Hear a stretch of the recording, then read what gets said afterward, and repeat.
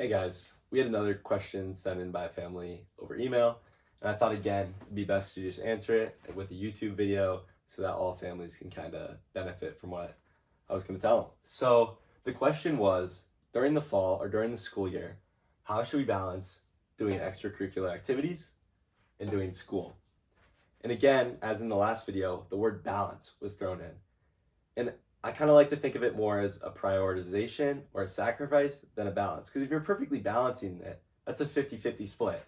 And in college admissions, you should not really have a 50-50 split between activities and school. So how do we think about balance, more so prioritization here? Well, in college admissions, your number one priority has to be school. If you don't have the requisite grades and test scores, it's going to be really hard to get into the school of your choice. So I'd look at it. I'd look at the median grades and test scores of the school you want to go to. I attend Dartmouth. The median GPA, couldn't tell you, but it's probably up like 4.0, like 3.95, really high. And I know the median ACT, SAT is like 34, 35, 14 and 50, 1500, something like that. So basically, if I didn't have those median scores, it would be really hard for me to get in unless I had a really standout extracurricular activity, which we'll talk about. So number one priority in college admissions, focus on your schoolwork. This was kind of my main strategy during high school. I always kind of liked school. I didn't over participate in extracurriculars. I just focused on my classes, made sure I got good grades, and then when it came ACT time, spent a lot of time studying. So this is the number one focus, okay? If you don't have that, it's going to be really hard for you to get into your dream school. Now, if your dream school has a 28 median ACT and like a 3.7 GPA, then that just means you get to spend less time on school. And that's okay. But really, look at the grades and the test scores of the median at the school you're applying to and try to achieve those. That is like number one thing in college admissions. And then, once you have that, it matters less. So I got a 36 on my ACT, but like, the difference between a 34 and a 36 while applying to Dartmouth is not that big of all. Not that big at all. I could have been spending that time on my extracurricular activities, and that probably would have boosted my application way more. So number one thing, get to your threshold school level. So whatever the median and grade median is, GPA median, get to that. And then it's time to focus on extracurricular activities. And the main thing we talk about in extracurriculars is your showstopper. If you're worried about spending a lot of time and you're worried about the balance between school and extracurriculars, this is the one word you need to know. Showstopper activity. It's the one activity that's unique to you that is kind of profound. And actually, the college admissions officers are like, whoa, we've never really seen anybody do something like that before. We had a student in our program get a patent, and they wrote about that. They put that as one of their activities, and boom, the college admissions officer literally wrote them a letter thanking them for applying and encouraging them to come to the school, specifically addressing the patent they earned. So showstopper activity is huge. What's the one activity that's going to be above all the rest of yours?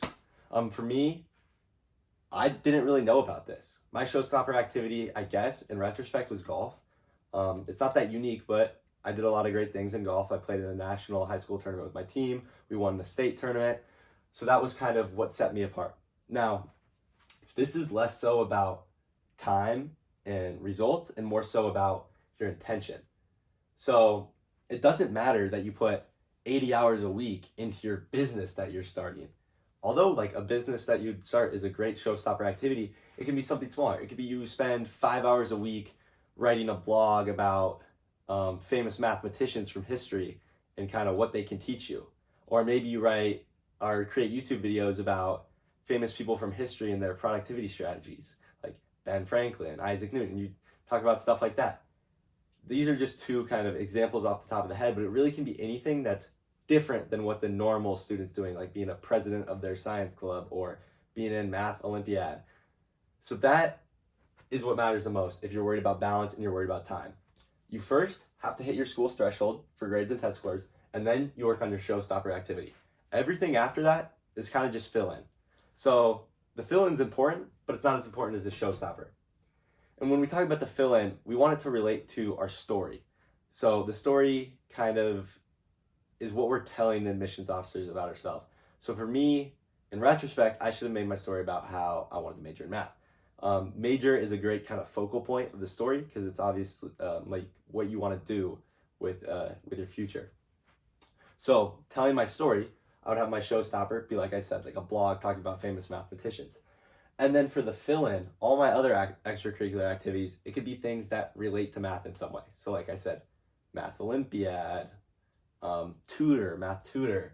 And these things are all kind of fill-in and don't matter as much. We just want to focus on the Showstopper and getting our threshold for grades, and then just let the rest take care of itself. Have some fun with your friends. It's your last year of high school maybe. You just want to enjoy it. Don't worry too much about squeezing in all these extracurricular activities with worth 20 hours a week of your time and getting perfect grades.